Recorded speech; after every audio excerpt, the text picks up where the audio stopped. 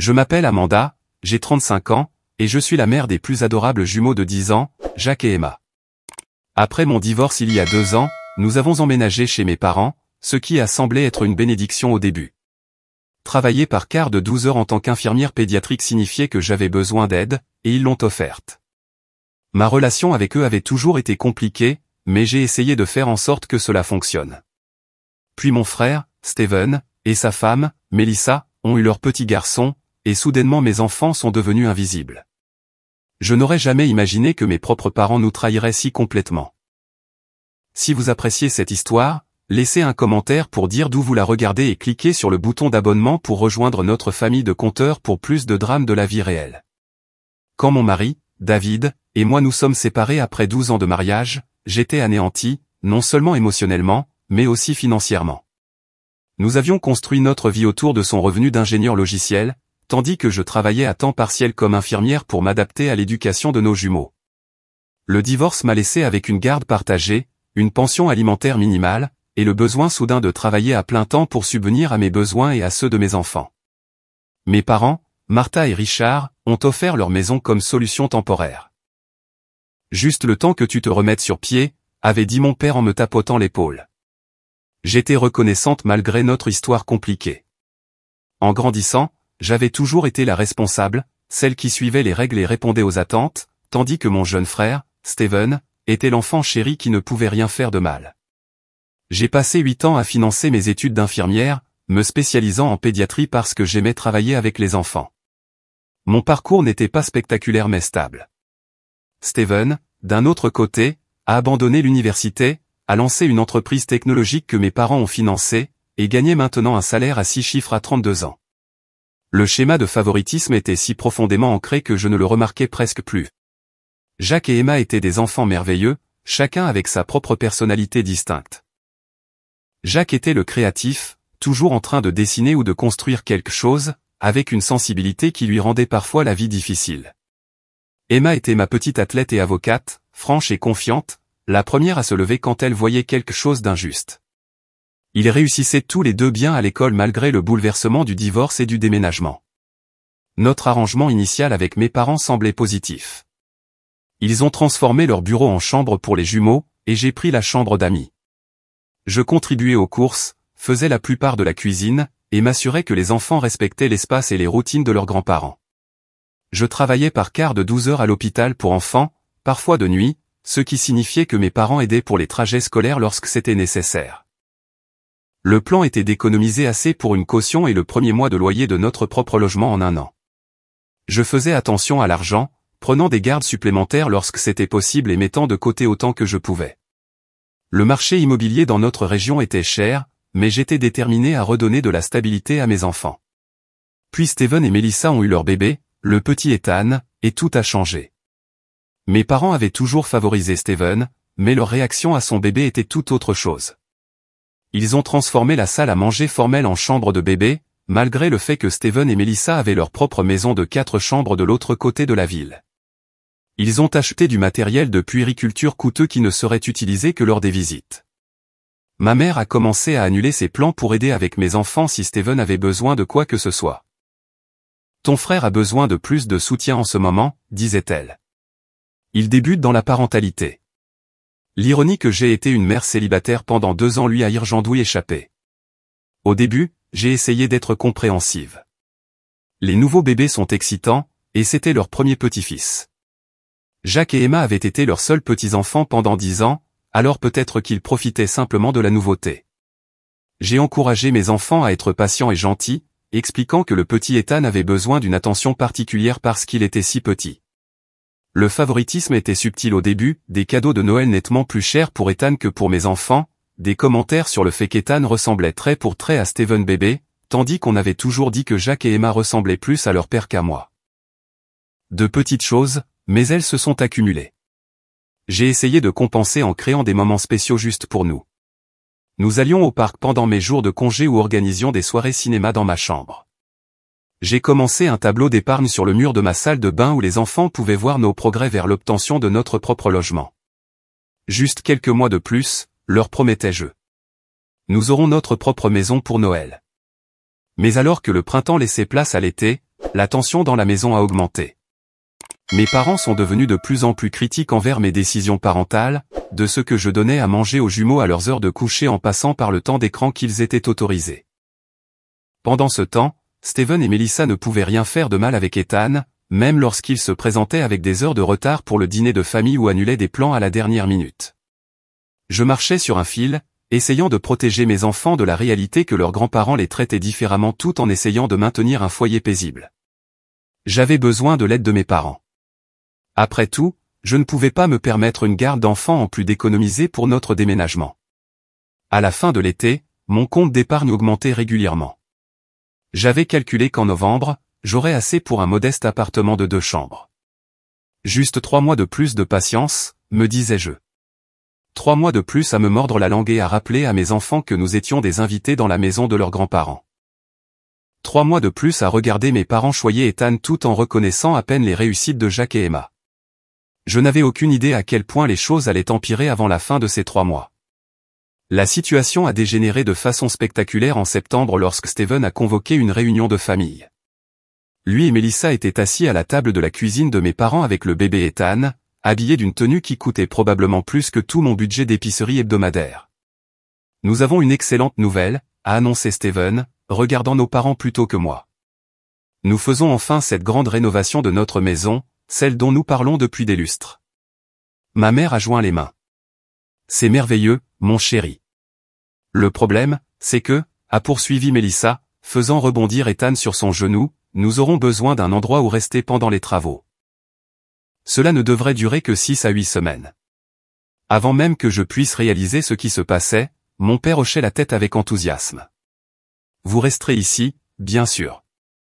Nous avons beaucoup de place. Je me suis éclairci la gorge. En fait, nous sommes déjà un peu à l'étroit à 5, ai-je dit en me désignant, ainsi que les jumeaux et mes parents. Ma mère m'a lancé un regard noir. La famille est de la famille, Amanda. Ce n'est que temporaire. Et c'est ainsi que la décision a été prise. Personne ne m'a demandé ce que j'en pensais. Personne n'a considéré ce que cela signifierait pour Jack et Emma. Personne n'a reconnu qu'on m'avait dit la même chose à propos de notre séjour temporaire, qui approchait maintenant de la barre des 2 ans.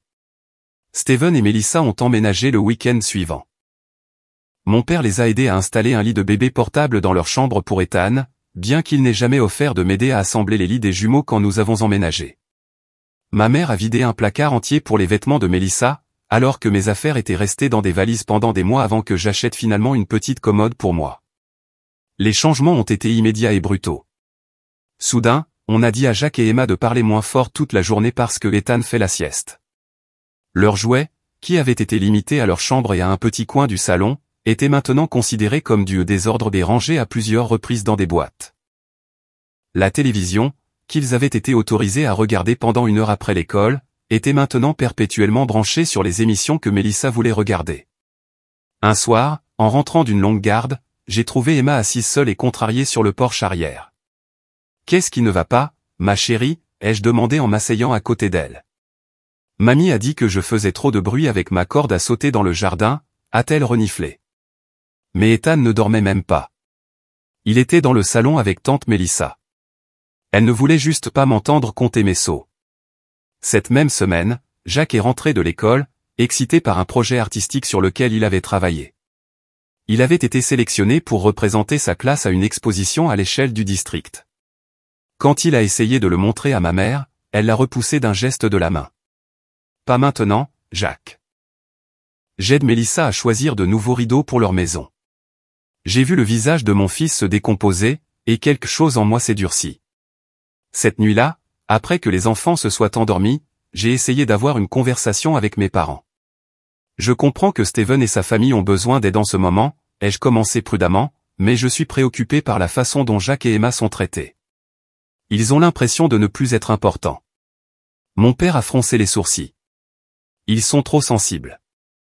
Les enfants doivent apprendre que les bébés demandent plus d'attention. Ethan n'est même pas là la plupart de la journée, ai-je souligné. Steven l'emmène à la garderie avant d'aller au travail, et Melissa le récupère en rentrant. Jack et Emma ne demandent pas d'attention pendant ces heures. Ma mère a soupiré de façon dramatique. Tu as toujours été jalouse de ton frère, Amanda. Je pensais que tu aurais dépassé ça maintenant. J'étais abasourdi et sans voix. Était-ce vraiment ainsi qu'il me voyait? Comme une sœur jalouse plutôt qu'une mère inquiète? Les situations ont continué à s'aggraver. Mélissa a commencé à réarranger des choses dans la cuisine sans demander, se plaignant des collations saines que j'achetais pour les jumeaux et l'essence à lessive dans la machine pendant des jours. Steven agissait comme s'il était le propriétaire de la maison, invitant des amis pour des soirées télé sans vérifier si quelqu'un d'autre avait prévu d'utiliser le salon. Un soir, j'ai surpris Steven et mon père en train de discuter de questions financières. Nous devrons peut-être prolonger le calendrier de la rénovation, disait Steven. L'entrepreneur a trouvé des problèmes avec les fondations. Restez aussi longtemps que vous en aurez besoin, a répondu mon père. C'est aussi votre maison. J'ai pensé au fait qu'on ne m'avait jamais dit cela, malgré ma contribution aux dépenses du ménage et le fait que je faisais la plupart de la cuisine et du ménage. Au lieu de cela, on me rappelait régulièrement que leur aide était temporaire et conditionnelle. Le point de rupture est survenu lors d'un dîner dominical début octobre. Ma mère avait préparé tous les plats préférés de Steven, dont aucun n'était particulièrement apprécié par mes enfants. Lorsque Jacques a poliment demandé s'il y avait autre chose qu'il pouvait manger, ma mère lui a dit qu'il était ingrat. Quand j'étais jeune, nous mangions ce qu'on nous mettait devant nous, a-t-elle dit sévèrement. Plus tard pendant le repas, Ethan a jeté toute son assiette par terre, et tout le monde a ri avec indulgence. Il explore juste son monde, a expliqué Mélissa, sans faire le moindre geste pour nettoyer le désordre. Le 2 poids, 2 mesures était si flagrant que même mon fils, habituellement diplomate, l'a remarqué. Comment se fait-il qu'Ethan puisse jeter de la nourriture, mais que je ne puisse pas demander un sandwich, m'a-t-il murmuré. Je n'avais pas de bonne réponse à lui donner. Cette semaine-là, j'ai découvert que quelqu'un avait enlevé les dessins de Jacques et Emma du réfrigérateur pour faire de la place à une impression de l'horaire de la garderie d'Ethan et à plusieurs photos de lui. Quand j'ai posé la question, Mélissa a dit qu'elle avait besoin de l'information bien en vue et qu'elle ne pensait pas que cela dérangerait quelqu'un si elle réarrangeait quelques petites choses. Les jumeaux ont cessé de vouloir passer du temps dans les parties communes de la maison. Ils se sont réfugiés dans leur petite chambre partagée où ils avaient au moins un certain contrôle sur leur environnement. J'ai commencé à les emmener à la bibliothèque publique après l'école quand je ne travaillais pas, juste pour leur donner un espace où ils n'étaient pas constamment réduits au silence ou critiqués. Une collègue a remarqué mon stress lors d'une garde particulièrement difficile. Tout va bien à la maison, Amanda, a demandé Nancy alors que nous notions nos observations ensemble. Je me suis retrouvé à lui raconter toute la situation. Nancy a écouté avec sympathie avant de dire quelque chose qui m'est resté. On dirait que tes parents ont créé un foyer où la famille de ton frère est traitée comme des invités d'honneur, tandis que toi et tes enfants êtes traités comme des colocataires gênants, a-t-elle observé. Ce n'est un environnement sain pour aucun de vous. Elle avait raison. Et l'entendre dire à voix haute m'a fait réaliser à quel point la dynamique dysfonctionnelle était devenue normalisée. Ce soir-là, au lieu de rentrer directement à la maison après ma garde, j'ai fait le tour du quartier en voiture et j'ai appelé une amie agent immobilier. Je dois sortir mes enfants de cette situation, lui ai-je dit. Le plus tôt sera le mieux. À la mi-octobre, la situation à la maison s'était détériorée au-delà de ce que je pensais possible. Steven et Mélissa avaient entièrement pris le contrôle de la maison avec le soutien enthousiaste de mes parents. Leur rénovation, initialement prévue pour 6 à 8 semaines, avait maintenant été prolongée indéfiniment en raison de complications sur lesquelles Steven restait vague chaque fois que je posais des questions. Un jour, je suis rentré à la maison pour découvrir que mes parents avaient acheté une chaise haute spéciale pour Ethan, une qui coûtait près de $400, selon la boîte que j'ai trouvée dans le bac de recyclage. Ceci, alors qu'il s'était plaint du coût des médicaments contre l'asthme de Jacques la semaine précédente, que mon assurance ne couvrait que partiellement. Nous voulons qu'Ethan soit à l'aise quand il mange ici, a expliqué ma mère lorsque j'ai remis en question la dépense. Jacques a besoin de respirer, ai-je répondu, incapable de retenir le ton sec de ma voix. Ma mère m'a regardé comme si j'étais déraisonnable. Ton père et moi avons un revenu fixe, Amanda. On ne peut pas s'attendre à ce que nous couvrions tout pour tes enfants. Le fait que je payais toutes les dépenses de mes enfants, en plus de contribuer aux factures du ménage, ne lui est apparemment pas venu à l'esprit. Ni le fait que Steven et Mélissa, tous deux ayant des revenus élevés, ne contribuaient en rien aux dépenses du ménage pendant leur séjour. L'incident suivant s'est produit alors qu'Emma s'entraînait à la clarinette pour le cours de musique. Elle jouait depuis moins de 15 minutes quand Mélissa a fait irruption. Peux-tu arrêter de faire ça maintenant?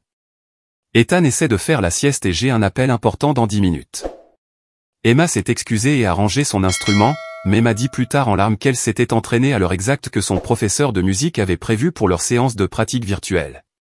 Elle l'avait maintenant manqué et ne serait pas prête pour son évaluation à venir. J'ai essayé de parler à Melissa à ce sujet, suggérant que nous pourrions établir un horaire qui conviendrait aux besoins de chacun. Mes appels professionnels et l'horaire de sommeil d'Ethan doivent être prioritaires, a-t-elle répondu d'un ton dédaigneux. Emma peut pratiquer son petit passe-temps n'importe quand. J'ai mordu ma langue pour éviter de dire quelque chose que je regretterais. Le petit passe-temps d'Emma était quelque chose qui la passionnait, et son professeur de musique avait noté qu'elle avait un réel talent. Mais dans cette maison, tout ce que mes enfants faisaient était considéré comme moins important que les besoins les plus insignifiants de la famille de Steven. Jacques avait aussi des difficultés. Son professeur m'a envoyé un courriel, s'inquiétant de son retrait en classe et de la baisse de ses notes. Mon fils sociable et enthousiaste était devenu silencieux et anxieux. Quand je lui ai posé la question, il a admis qu'il avait du mal à dormir parce qu'il avait peur de faire quelque chose de mal à la maison. Mamie et papy se fâchent contre nous pour tout, a-t-il expliqué, mais ils ne se fâchent jamais contre Ethan ou oncle Steven ou tante Melissa.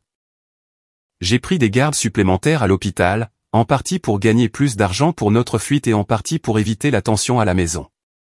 Mes parents ont interprété cela comme si je me dérobais à mes responsabilités familiales, tandis que Steven et Melissa semblaient heureux de m'avoir hors de leur chemin. La situation a atteint son paroxysme lors d'un dîner de famille fin octobre. Mes parents avaient invité plusieurs membres de la famille élargie, y compris ma tante Suzanne, qui avait toujours été gentille avec moi et mes enfants. Pendant le repas, ma mère s'est lancée dans un long monologue sur le talent d'Ethan, comment à seulement 9 mois, il était clairement en avance pour son âge. Il essaie déjà de se tenir debout, s'est-elle vantée.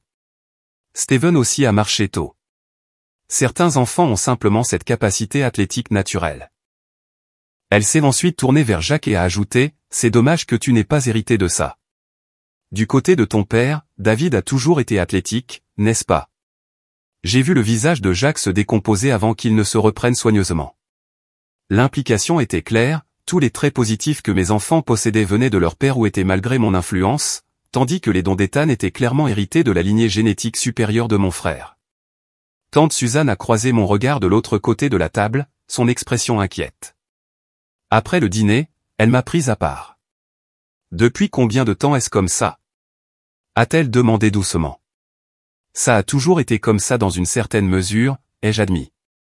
Mais ça a beaucoup empiré depuis que la famille de Steven a emménagé. » Ce n'est pas sain pour tes enfants, Amanda, a-t-elle dit, faisant écho à ce que Nancy du travail m'avait dit.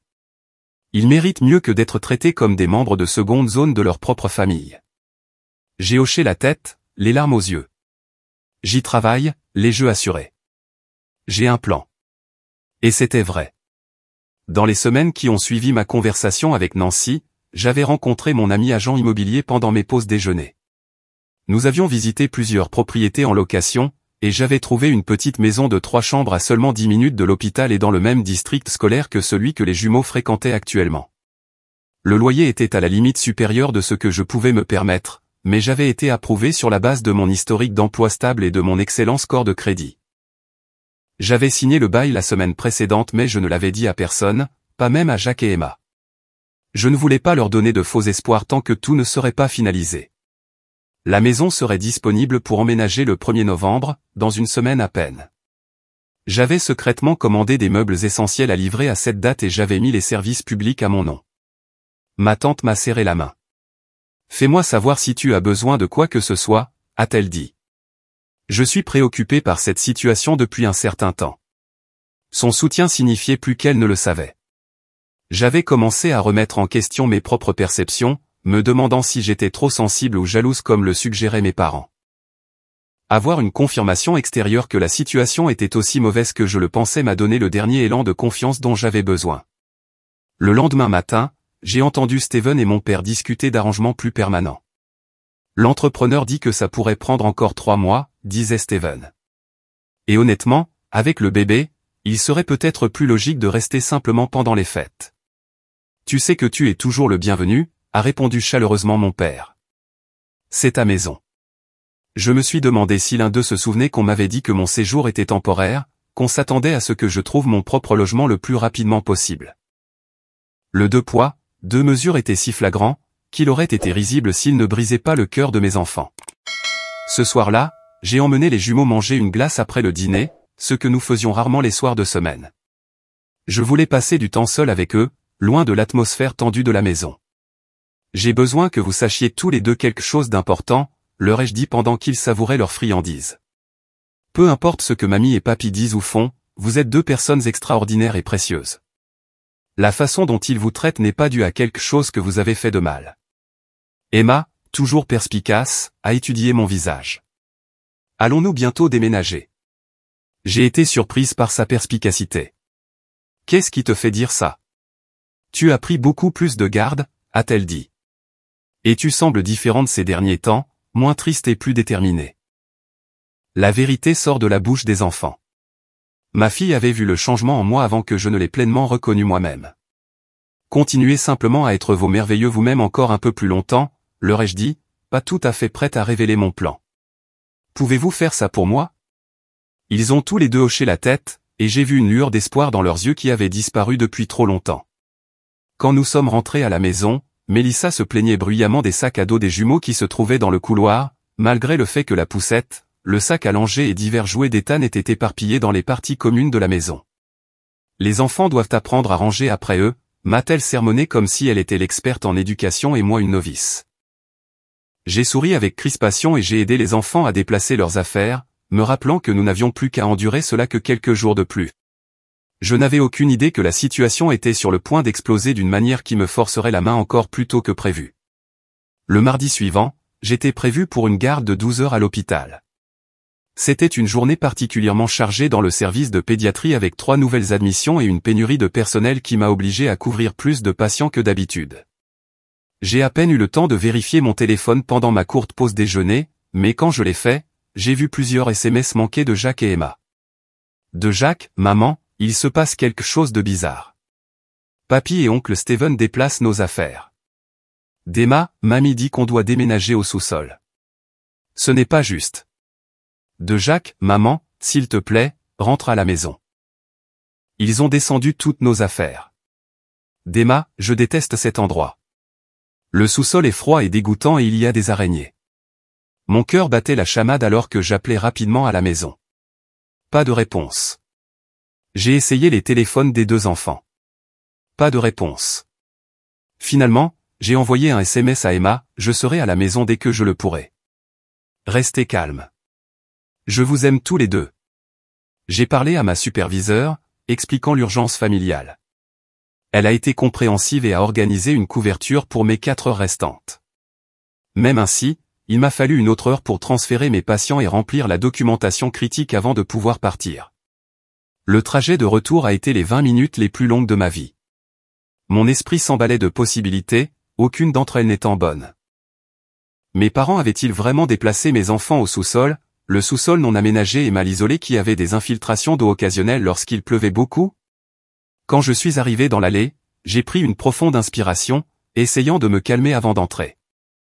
Je devais évaluer clairement la situation avant de réagir. La scène qui m'a accueilli à l'intérieur de la maison a confirmé mes pires craintes. Jacques et Emma étaient assis blottis l'un contre l'autre sur le canapé du salon, tous deux avec les yeux rougis. Ma mère était dans la cuisine avec Mélissa, buvant toutes les deux du thé comme si rien d'inhabituel ne s'était produit. Steven et mon père n'étaient nulle part en vue. Que se passe-t-il, ai-je demandé, allant directement vers mes enfants. Emma s'est levée d'un bond et m'a sauté au cou. Ils ont déménagé toutes nos affaires au sous-sol sans demander. Ils ont dit que nous ne méritions pas les bonnes chambres à l'étage. Jacques a hoché la tête misérablement. Papy a dit que la famille d'oncle Steven a besoin de plus d'espace parce qu'ils sont plus importants en ce moment. Je les ai serrés tous les deux dans mes bras, ma colère montant, mais gardant ma voix calme pour leur bien. Laissez-moi parler à mamie et voir ce qui se passe. Dans la cuisine, ma mère a à peine levé les yeux quand je suis entré. Tu es rentré tôt, a-t-elle observé. Pourquoi les affaires de mes enfants sont-elles au sous-sol? Ai-je demandé directement. Mélissa a siroté son thé. Nous devions faire quelques ajustements aux arrangements de vie. Steven et moi avons besoin d'une chambre de bébé pour Ethan, plus d'un espace pour mon bureau à domicile maintenant que mon entreprise est passée au télétravail. Alors, vous avez décidé de déplacer Jacques et Emma au sous-sol non aménagé sans en discuter avec moi d'abord? Ma voix était d'un calme mortel. Ma mère a finalement croisé mon regard. C'était la solution logique.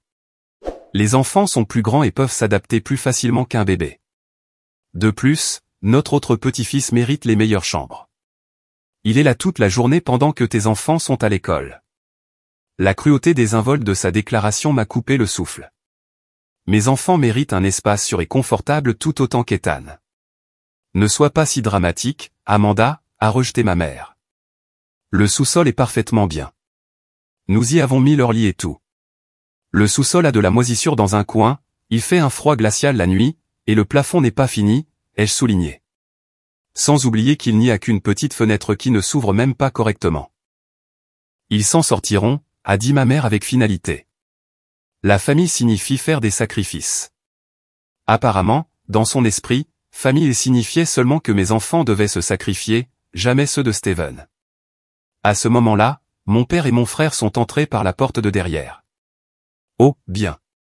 Tu es à la maison, a dit mon père quand il m'a vu. Nous avons fait quelques changements dont nous devons discuter. Oui, je vois ça, ai-je répondu, luttant pour garder un ton neutre. Vous avez déplacé les affaires de mes enfants au sous-sol sans ma permission. Steven a haussé les épaules. Nous avons besoin de l'espace à l'étage. Ethan devient plus mobile et a besoin de place pour se développer correctement. De plus, Melissa a besoin d'un espace calme pour ses appels professionnels. Et mes enfants ont besoin d'une chambre sûre et appropriée, ai-je contré. Le sous-sol est bien, a dit mon père d'un ton dédaigneux. J'ai installé quelques lumières supplémentaires et j'ai posé de vieux morceaux de tapis. Il devrait être reconnaissant d'avoir un endroit où rester. Je l'ai regardé, le voyant vraiment pour la première fois. Cet homme qui m'avait élevé, à qui j'avais passé des années à essayer de plaire, venait de révéler exactement à quel point il me valorisait peu, moi et mes enfants. Jacques a de l'asthme, leur ai-je rappelé. Le sous-sol est humide et a de la moisissure visible. Cela pourrait déclencher une crise grave. Tu réagis de manière excessive, comme d'habitude, a dit Steven en levant les yeux au ciel. Les enfants sont résistants. Melissa et moi avons grandi dans des conditions bien pires, n'est-ce pas, chérie? Melissa a hoché la tête en signe d'accord, bien que je sache pertinemment qu'elle avait grandi dans une maison de 5 chambres dans une banlieue aisée. J'ai regardé les 4 adultes qui avaient pris cette décision. Aucun d'eux ne montrait le moindre remords ou la moindre compréhension. Pour eux, c'était parfaitement raisonnable. La famille de l'enfant chéri méritait le meilleur, tandis que mes enfants méritaient les restes. Je suis retourné dans le salon où Jacques et Emma attendaient anxieusement. Ils m'ont regardé avec une telle confiance, un tel espoir que je règle cette situation. À ce moment-là, quelque chose s'est cristallisé en moi, une certitude calme sur ce qui devait se passer ensuite. Je leur ai souri, un sourire sincère malgré les circonstances, et j'ai dit 3 mots qui allaient tout changer, faites vos valises. Ils avaient l'air confus, mais j'ai simplement hoché la tête de manière encourageante. Faites-moi confiance, ai-je dit. Emballez tout ce qui est important pour vous. Nous récupérons le reste plus tard. Mon père m'avait suivi dans le salon et avait entendu. Oh, pour l'amour du ciel, Amanda. Arrête d'être si dramatique. Personne ne te demande de partir. Je me suis tournée vers lui, toujours souriante. Non, papa. Tu viens de rendre parfaitement clair où mes enfants et moi nous situons dans cette famille, et nous méritons mieux. De quoi parles-tu, a bafouillé mon père alors que Jacques et Emma nous regardaient avec de grands yeux. Allez-y, les enfants, ai-je dit doucement. Allez faire vos sacs à dos avec vos choses les plus importantes. Nous reviendrons pour le reste demain. Alors qu'il se dépêchait de monter, ma mère est entrée dans le salon. Qu'est-ce que c'est que cette absurdité maintenant? Tu ne peux pas simplement partir parce que les choses ne se sont pas passées comme tu le voulais. Steven et Melissa ont suivi, Ethan perché sur la hanche de Steven. Toute la bande était là pour l'affrontement, semblait-il. Il ne s'agit pas du fait que les choses ne se passent pas comme je le veux, ai-je expliqué calmement. Il s'agit de respect et de considération de base, ce qui a cruellement manqué dans cette maison. Nous t'avons donné un toit sur la tête pendant près de 2 ans, s'est exclamé mon père. Comment oses-tu parler de manque de considération? Oui, vous l'avez fait, ai-je reconnu. Et j'en ai été reconnaissante. J'ai aussi contribué financièrement, fait la plupart de la cuisine et du ménage, et je me suis assuré que mes enfants respectaient vos règles et votre espace. Mais aujourd'hui, vous avez franchi une limite. Mélissa a ricané. C'est juste un réaménagement de chambre. Tu es ridiculement trop sensible. Je me suis tourné vers elle. Est-ce ainsi que vous appelleriez cela si quelqu'un déplaçait votre enfant dans un espace inapproprié sans vous consulter d'abord? Elle n'a pas eu de réponse à cela. Le sous-sol est parfaitement adéquat, a insisté ma mère. Nous vous avons élevé, toi et Steven, sans tous ces aménagements spéciaux dont les enfants semblent avoir besoin de nos jours. Le sous-sol a de la moisissure, ai-je répété. Jacques a de l'asthme. Il est aussi froid, humide et a des issues de secours inadéquates. Ce n'est pas une chambre légale selon les normes du code du logement. Mon père a agité la main d'un air dédaigneux. Ces codes ne sont que de l'excès de zèle gouvernemental. J'ai presque ri de l'absurdité. Les réglementations de sécurité étaient maintenant de l'excès de zèle gouvernemental quand elles le dérangeaient, mais je soupçonnais qu'il penserait différemment s'il était celui qui était relégué à des logements de qualité inférieure. Où comptes-tu aller exactement? A demandé Steven avec un sourire narquois. Ce n'est pas comme si tu avais beaucoup économisé avec tes habitudes de dépenses. Et voilà, le malentendu fondamental qu'ils partageaient tous. Ils me voyaient comme financièrement dépendante et irresponsable, malgré toutes les preuves du contraire. Ils croyaient vraiment que je n'avais aucune option, aucune autonomie, aucune capacité à me débrouiller seul. C'est là que vous vous trompez, ai-je dit doucement. J'économise depuis le jour où j'ai emménagé ici. J'ai pris des gardes supplémentaires et j'ai constitué mon fonds d'urgence. Et il y a 3 semaines, j'ai signé un bail pour une maison non loin d'ici. Le silence stupéfait était profondément satisfaisant. Ma mère s'est remise la première. Tu prévoyais de partir sans nous le dire? A-t-elle demandé, la voix tremblante d'une blessure feinte. Je prévoyais de vous donner un préavis convenable la semaine prochaine, ai-je clarifié. La maison n'est pas disponible avant le 1er novembre, mais les événements d'aujourd'hui ont accéléré mon calendrier. Tu ne peux pas être sérieuse, a dit Steven. Où vas-tu rester en attendant? Cela ne vous concerne plus, ai-je répondu. En vérité, j'avais déjà parlé à Nancy du travail, qui avait offert sa chambre d'amis pour quelques jours si nécessaire. Le visage de mon père était devenu d'un rouge alarmant. Après tout ce que nous avons fait pour toi, c'est comme ça que tu nous rembourses? En manigançant dans notre dos et en partant en trompe pour un désaccord mineur? Un désaccord mineur, ai-je répété, incrédule. Vous avez déplacé les affaires de mes enfants dans un espace dangereux sans ma connaissance ni mon consentement. Vous leur avez dit en face qu'ils ne méritaient pas le même confort et la même considération que leurs cousins. Ce n'est pas mineur, papa. C'est une déclaration fondamentale sur la façon dont vous les valorisez, eux et moi. Emma et Jacques sont revenus en bas, chacun avec un sac à dos et un petit sac. Emma serrait son étui de clarinette, et Jacques avait son matériel de dessin préféré et le dragon en peluche avec lequel il dormait depuis ses 3 ans. Nous sommes prêts, maman, a dit Emma, sa voix plus forte que je ne l'avais entendue depuis des semaines.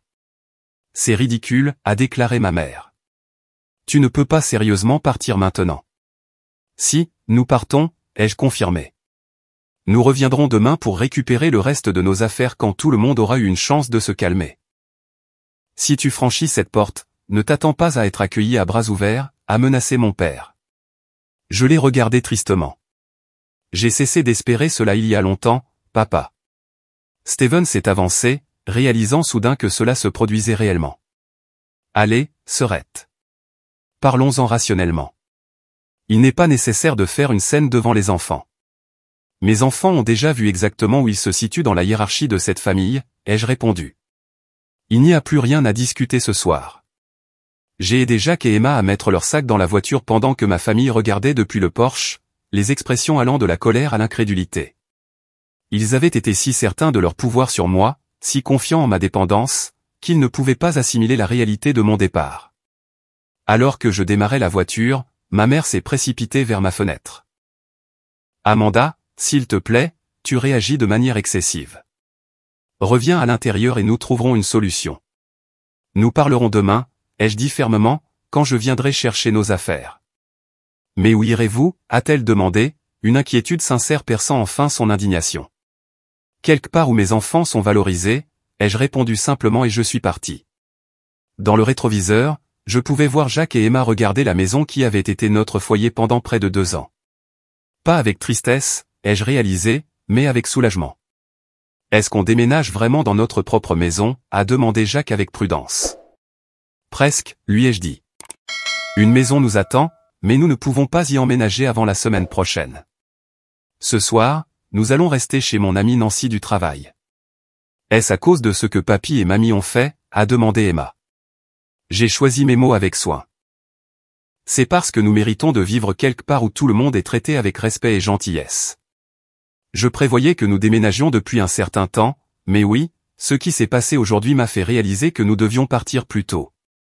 Je n'ai pas aimé comment ils ont parlé de nous, a dit Jacques doucement.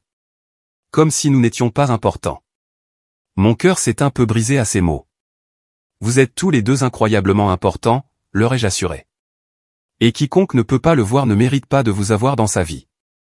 Quand nous sommes arrivés chez Nancy, elle nous a accueillis chaleureusement, ayant déjà préparé sa chambre d'amis avec un matelas pneumatique pour les enfants à côté du grand lit que j'utiliserai. Elle avait même acheté de la glace et loué un film pour que nous le regardions ensemble. Alors que les jumeaux s'installaient, piquant leur glace avec un enthousiasme modéré, Nancy m'a prise à part. Je suis fière de toi, a-t-elle dit simplement. Il faut du courage pour fixer des limites avec la famille. J'aurais juste aimé le faire plus tôt, ai-je admis, avant qu'il ne blesse mes enfants comme ça. Tu le fais maintenant, a-t-elle souligné. Et c'est ce qui compte. Cette nuit-là, alors que Jacques et Emma dormaient à côté de moi dans la chambre inconnue, j'ai ressenti un étrange mélange d'émotions, de la tristesse pour ce qui aurait dû être, de la colère pour la façon dont nous avions été traités, de l'anxiété pour l'avenir, mais sous tout cela, un puissant sentiment de paix.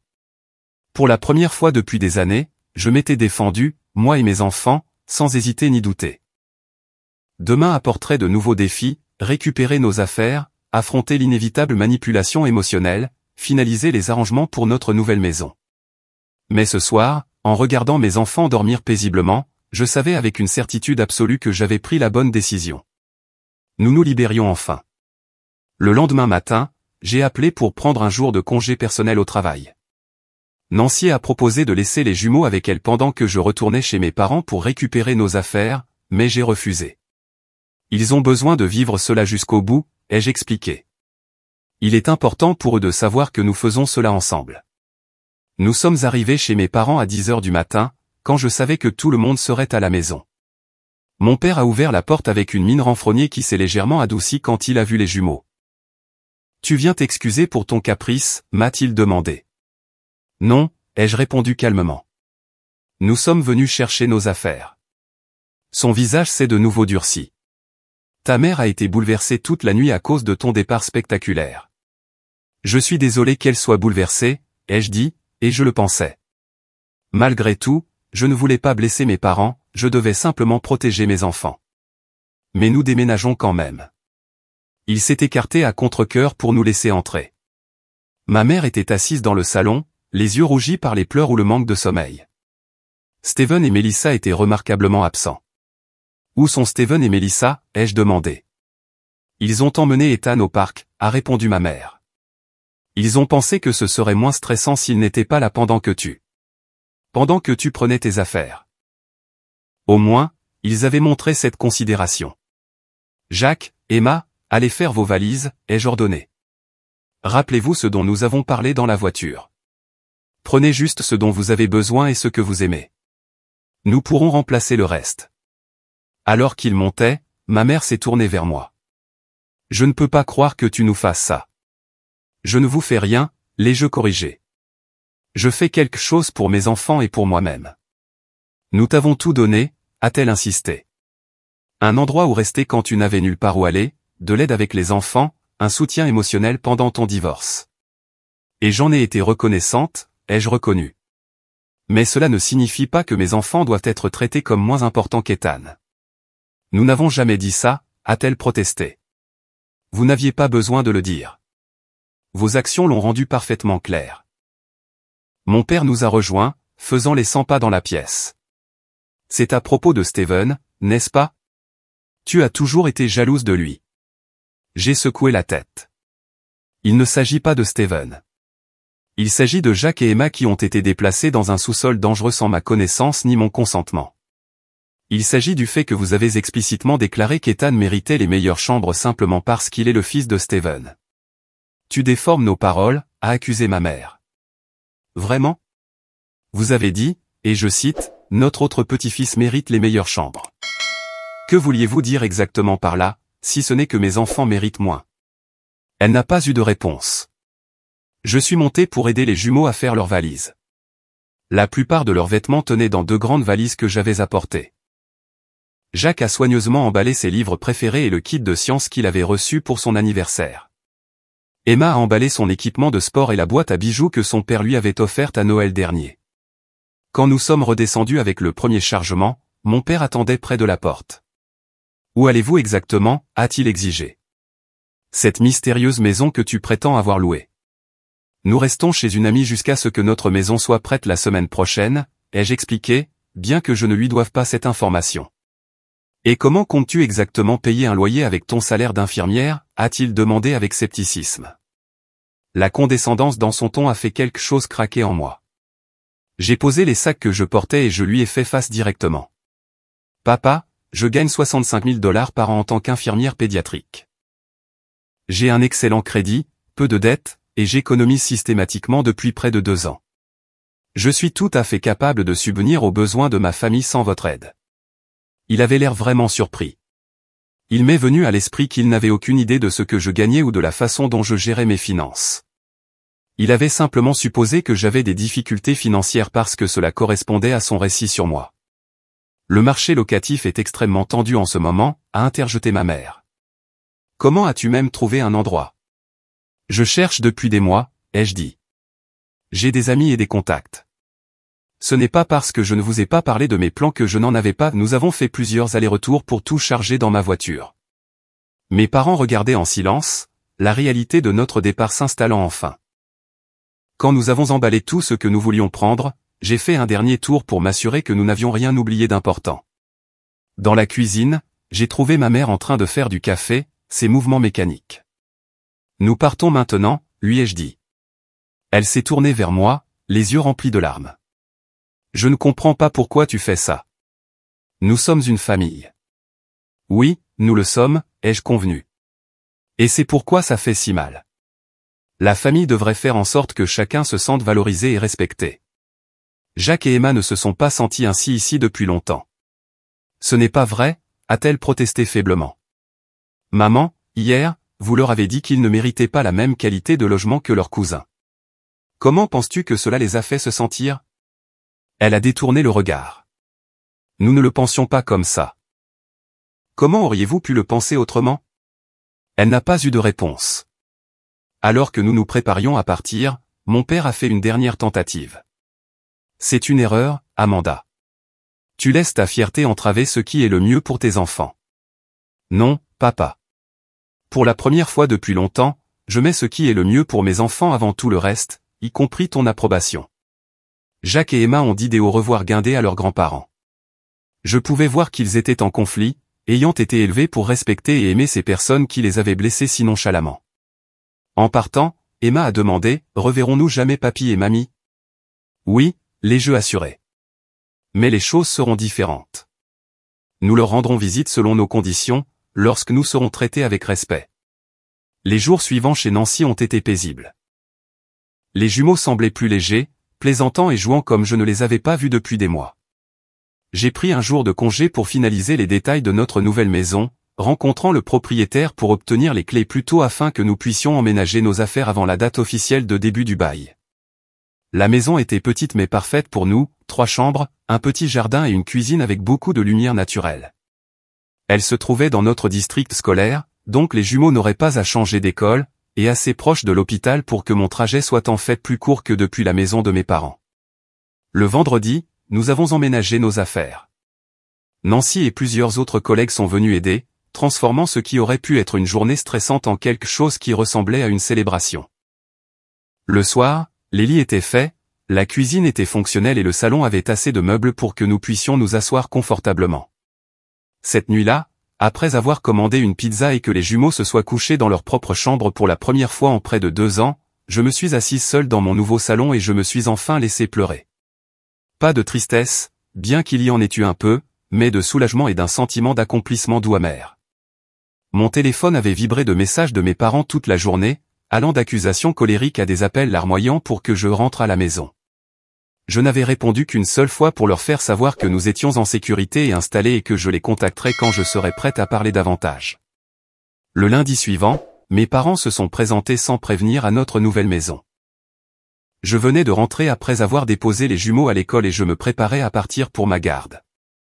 « Comment avez-vous trouvé notre adresse ?» ai-je demandé en les invitant à contre-cœur à entrer. « C'est ta tante Suzanne qui nous l'a donnée », a admis mon père. Elle pensait que nous devrions essayer de nous réconcilier. Je leur ai fait du café, les regardant inspecter notre nouvelle maison modeste mais confortable. « C'est plus petit que ce à quoi je m'attendais », a commenté ma mère. « C'est parfait pour nous trois », ai-je répondu. « Amanda, nous voulons que tu rentres à la maison », a dit mon père, à l'endroit au but. Cela a assez duré.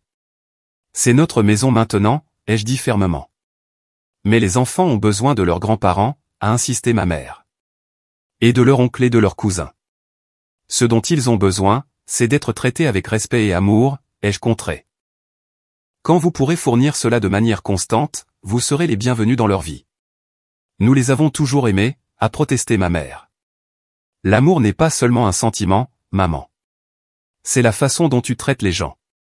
Ce sont les choix que tu fais qui montrent ce que tu valorises vraiment.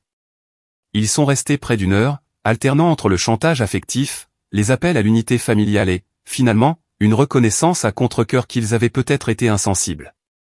Nous ne réalisions pas comment cela apparaissait de ton point de vue, a concédé mon père. Nous pensions juste que nous aidions Steven et Melissa à traverser une période difficile. Et je comprends cela, ai-je dit. Mais vous les avez aidés au détriment du bien-être et de la sécurité de mes enfants. C'est quelque chose que je ne peux pas ignorer. Quand ils sont partis, nous étions parvenus à un accord provisoire, ils respecteraient notre nouvelle situation de vie, et nous leur rendrions visite pour le dîner du dimanche dans 2 semaines. C'était un petit pas, mais c'était quelque chose. Au cours des semaines suivantes, la nouvelle de notre départ s'est répandue dans la famille élargie. La plupart étaient favorables, ayant été témoins du favoritisme de première main lors de diverses réunions de famille. Tante Suzanne, en particulier, est devenue une visiteuse régulière, apportant des biscuits faits maison et un intérêt sincère pour la vie des jumeaux. Au travail, j'ai reçu une opportunité inattendue, une promotion au poste d'infirmière responsable au service de pédiatrie avec une augmentation de salaire significative. Les horaires seraient plus réguliers avec moins de garde de nuit, me donnant plus de temps avec Jacques et Emma. Pendant ce temps, j'ai appris par le bouche à oreille familial que Steven et Melissa avaient des difficultés. Sans ma présence pour aider aux tâches ménagères et à la garde des enfants en cas de besoin, ils trouvaient difficile de gérer leurs propres responsabilités. Ma mère, maintenant dans la soixantaine, était fatiguée d'essayer de s'occuper d'un bébé actif tout en entretenant la maison sans mon aide. Lorsque nous avons assisté à ce dîner du dimanche 2 semaines plus tard, l'atmosphère était tendue mais civile. Steven et Melissa étaient nettement moins suffisants, réalisant peut-être enfin que ma présence avait en fait rendu leur vie plus facile d'une manière qu'ils avaient tenue pour acquise. Plus important encore, Jacques et Emma étaient plus heureux que je ne les avais vus depuis des années. Le professeur de Jacques a rapporté que sa concentration et sa participation s'étaient considérablement améliorées, et Emma s'épanouissait dans ses cours de clarinette, pratiquant quotidiennement dans sa propre chambre sans crainte d'être réduite au silence ou critiquée. Un soir, alors que je bordais Emma, elle a dit quelque chose qui a confirmé que j'avais pris la bonne décision. « J'aime notre maison, maman », a-t-elle dit d'une voix endormie. « J'ai l'impression de pouvoir respirer ici. » De toutes les validations que j'aurais pu recevoir, la simple déclaration de ma fille était la plus significative. Nous avions créé un foyer où mes enfants pouvaient respirer librement, au sens propre comme au figuré, et cela valait tout ce que nous avions traversé pour y arriver.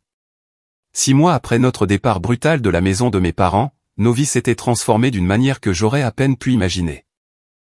Notre petite maison de location était devenue un véritable foyer, rempli de rires, de dessins sur le réfrigérateur et du chaos confortable de la vie de famille. Jacques et Emma s'étaient épanouis, leur confiance revenant alors qu'ils s'installaient dans un environnement où ils étaient valorisés et respectés. Ma promotion au poste d'infirmière responsable m'avait apporté non seulement un meilleur horaire et un salaire plus élevé, mais aussi de nouvelles responsabilités qui me mettaient au défi et m'épanouissaient professionnellement. Pour la première fois de ma vie d'adulte, j'avais l'impression de m'épanouir plutôt que de simplement survivre. notre relation avec mes parents avait évolué vers quelque chose de prudemment cordial. Les dîners du dimanche étaient devenus une tradition mensuelle, avec des limites claires établies et principalement respectées. Ma mère avait lentement commencé à reconnaître le favoritisme qui avait imprégné nos dynamiques familiales, bien que mon père ait encore du mal à voir son rôle dans ce qui s'était passé. J'ai beaucoup pensé à l'automne dernier, a dit ma mère lors d'une de ses visites chez nous. Elle avait commencé à passer de temps en temps seule, sans mon père. Je n'avais pas réalisé à quel point nous faisions du mal à Jacques et Emma. Qu'est-ce qui vous l'a fait voir, ai-je demandé, sincèrement curieuse de son évolution. Elle a soupiré, paraissant plus âgée que son âge. Après votre départ, rien n'a été pareil. Steven et Melissa sont restés un mois de plus, mais sans vous là, j'étais dépassé en essayant d'entretenir la maison et d'aider avec Ethan. J'ai commencé à réaliser tout ce que vous faisiez, à quel point je vous avais prise pour acquise. C'était ce qui se rapprochait le plus d'excuses que j'avais reçues, et je l'ai accepté comme tel et puis, a-t-elle continué, Steven et Melissa ont commencé à se disputer tout le temps, à propos de la garde des enfants, de la rénovation qui ne semblait jamais se terminer, de l'argent. Ils sont retournés dans leur maison avant Noël, même si les travaux n'étaient pas finis. Je n'étais pas surprise. Steven et Melissa avaient toujours présenté un front uni en public, mais j'avais aperçu des fissures dans leur relation. Sans le tampon de l'approbation constante de mes parents et de mon soutien pratique, ces fissures s'étaient apparemment élargies. Comment vont-ils maintenant, ai-je demandé, plus par politesse que par réelle préoccupation. Ils suivent une thérapie de couple, a admis ma mère. Ton père pense que ce sont des bêtises, mais je pense que cela pourrait les aider. Melissa a repris le travail à plein temps, et ils ont du mal avec les arrangements de garde d'enfants. J'ai hoché la tête, ressentant une pointe de sympathie malgré tout. Être parent était difficile dans les meilleures circonstances, et leur relation n'avait jamais semblé construite sur les fondations les plus solides. Le changement le plus significatif, cependant, concernait mes enfants. L'anxiété de Jacques avait presque disparu et sa créativité naturelle avait refait surface. Il avait rejoint un programme d'art après l'école et s'épanouissait sous le mentorat d'un professeur patient qui reconnaissait son talent. Emma avait intégré l'orchestre avancé de l'école et parlait d'essayer l'équipe de football au printemps. Un soir, alors que nous étions assis ensemble à faire un puzzle que Jacques avait choisi, un rituel familial tranquille que nous avions établi dans notre nouvelle maison, Emma a abordé le sujet de ses grands-parents. « Maman, pourquoi penses-tu que papy et mamie nous traitaient différemment d'Ethan ?» a-t-elle demandé avec précaution, en plaçant une pièce. J'ai réfléchi attentivement à ma réponse. Je pense que les gens ont parfois des idées préconçues sur les autres qui les empêchent de voir clairement. Papy et mamie ont toujours vu oncle Steven comme quelqu'un de spécial et méritant une attention particulière. Quand il a eu Ethan, ils ont transféré ses sentiments sur lui. Mais nous sommes aussi leurs petits-enfants, a souligné Jacques. Oui, vous l'êtes, ai-je convenu. Et ils vous aiment. Ils ne savaient juste pas comment le montrer de manière égale ou juste. C'est pour ça qu'on est parti, a demandé Emma. Parce qu'il n'était pas juste. Nous sommes partis parce que tout le monde mérite d'être traité avec respect et gentillesse, ai-je expliqué. Quand ce n'était pas le cas, nous devions créer notre propre espace où nous pourrions tous nous épanouir. Jacques a hoché la tête pensivement. Je préfère être ici de toute façon. Chez papy et mamie, j'avais toujours l'impression de déranger. Tu ne déranges jamais ici, l'ai-je assuré. C'est ta maison et tu as ta place ici exactement comme tu es. La conversation a dérivé sur d'autres sujets, mais j'ai été frappé par la maturité avec laquelle ils traitaient ce qui s'était passé. Les enfants étaient remarquablement résilients lorsqu'on leur offrait sécurité, constance et communication honnête. En avril, une opportunité inattendue s'est présentée. Une petite maison de 3 chambres dans notre quartier a été mise en vente, à un prix juste à ma portée grâce à ma promotion et à mes économies prudentes. Après avoir consulté un courtier hypothécaire et examiné mes finances, j'ai fait une offre. À ma surprise et à ma grande joie, elle a été acceptée. Devenir propriétaire avait été un rêve lointain quand nous avons quitté la maison de mes parents, quelque chose que j'espérais dans un avenir nébuleux. Maintenant, moins d'1 an plus tard, cela devenait une réalité. La maison avait besoin de quelques rénovations esthétiques, mais était structurellement saine et bien située. Plus important encore, elle serait à nous. Quand j'ai annoncé la nouvelle aux jumeaux, leur enthousiasme était contagieux. Ils ont immédiatement commencé à planifier comment ils décoreraient leur chambre, de quelle couleur nous devrions peindre la porte d'entrée, où nous planterions un jardin dans le petit jardin. Pourrons-nous avoir un chien une fois que nous aurons emménagé, a demandé Jacques avec espoir. Nous verrons, ai-je répondu, pas prête à m'engager, mais l'idée me plaisait. Un chien compléterait notre petite famille de bien des manières. Le processus d'achat de la maison a ramené mon père dans nos vies d'une manière inattendue. Malgré notre relation toujours tendue, il avait de l'expérience en matière d'achat immobilier et a proposé de regarder le rapport d'inspection avec moi. Le toit a encore au moins 5 ans, a-t-il dit alors que nous étions assis à ma table de cuisine à examiner les documents, mais tu voudras prévoir un budget pour remplacer le chauffe-eau plus tôt que tard. Ces conseils pratiques étaient utiles, et j'ai apprécié qu'il fasse un effort pour me soutenir sans contrôler ni critiquer mes décisions. C'était un changement petit mais significatif dans notre dynamique. Je suis fier de toi, Amanda, a-t-il dit de manière inattendue alors qu'il partait. Acheter une maison seule n'est pas une mince affaire. Les mots que j'avais aspiré à entendre pendant la majeure partie de ma vie m'ont pris au dépourvu. Merci, papa, ai-je réussi à répondre. Je sais que je n'ai pas toujours été juste, a-t-il poursuivi avec hésitation. Ta mère et moi avons beaucoup parlé de la façon dont nous avons géré les choses. Je ne peux pas changer le passé, mais j'aimerais faire mieux à l'avenir. Ce n'étaient pas des excuses complètes, mais venant de mon père fier et têtu, c'était monumental. J'aimerais ça aussi, lui ai-je dit honnêtement. Le jour où nous avons signé pour la maison, Jacques et Emma étaient à l'école. J'ai signé les papiers seul, mais j'ai pris une photo des clés pour leur montrer à leur retour. Alors que je me tenais dans le salon vide de notre nouvelle maison, ma maison, j'ai ressenti une vague d'émotion si puissante qu'elle m'a fait monter les larmes aux yeux. Il y a 2 ans, j'étais une mère fraîchement divorcée, incertaine de mon avenir et dépendante du soutien conditionnel de mes parents. Maintenant, j'étais propriétaire, progressant dans ma carrière et, plus important encore, offrant à mes enfants le foyer stable et aimant qu'ils méritaient. Le voyage avait été parfois douloureux, me forçant à affronter des vérités difficiles sur ma famille et sur moi-même. J'ai dû apprendre que fixer des limites n'était pas égoïste mais nécessaire, que défendre mes enfants signifiait parfois s'éloigner de situations toxiques, et que ma valeur n'était pas déterminée par la perception des autres. Nous avons emménagé dans notre nouvelle maison un samedi ensoleillé de mai avec l'aide d'amis, de collègues et, oui, même de mes parents. L'atmosphère était festive alors que nous arrangions les meubles, déballions les cartons et commandions des pizzas pour tous ceux qui avaient aidé. Le soir, alors que seuls mes parents restaient, nous nous sommes assis ensemble sur mon nouveau porche arrière, regardant Jacques et Emma explorer le jardin.